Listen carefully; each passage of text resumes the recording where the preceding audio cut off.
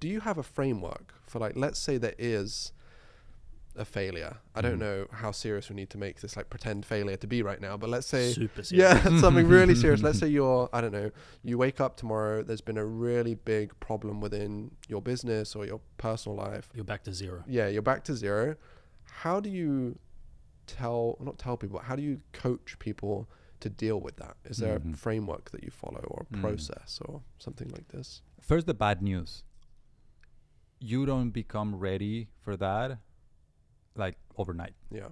Or thanks to someone else, a coach or someone It's else. gonna suck regardless, right? Yeah. Exactly. You need to prepare for your entire life, and you need to build who you are starting today, hopefully. And that means, what's my purpose? How do I want to be of service to society, to the world? What do I really value?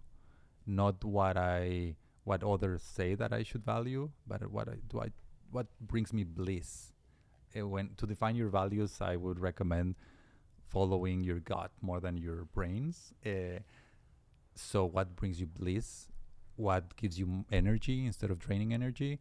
And that's what you really value as a human being, as an animal. And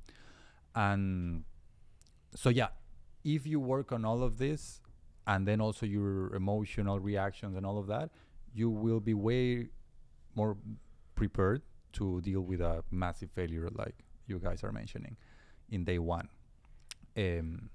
Now, again, it's not an end state. It's not like, oh, I need to be the Buddha to deal with a failure. I mean, we're all in different stages in life. So when failure happens, I think the first nice, healthy reaction is to remember that you are not a failure. That is not an identity.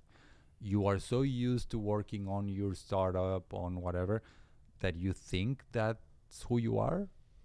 But then a couple of days after that, you remember that you're not. And you start feeling free and maybe even thankful, grateful for that change.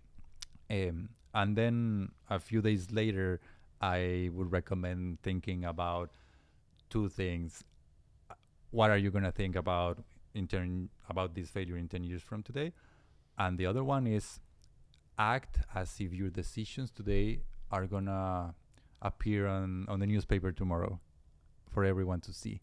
Because I don't know about you guys, but when I first failed and I wasn't ready for it and I was young and inexperienced, I broke a lot of relationships. I lost friendships. I lost my girlfriend back then because I didn't know how to react, because I didn't know who I was.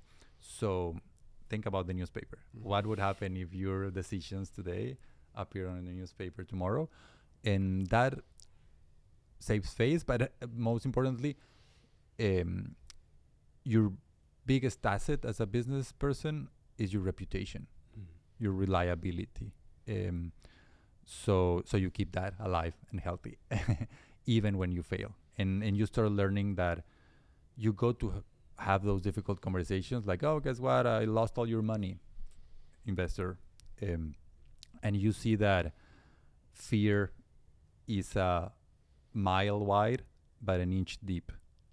So when you're afraid of having that conversation with your investor, with your spouse, with whomever, you see an ocean in front of you, like, oh my God, so much fear.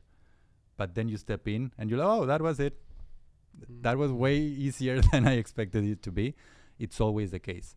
So if we stay there because of the fear, we keep building up on it, and we create soap operas and nightmares in our heads and a lot of suffering for free. Just go for it. Go run to the fire. Go have that conversation, and you will keep and even strengthen your reputation.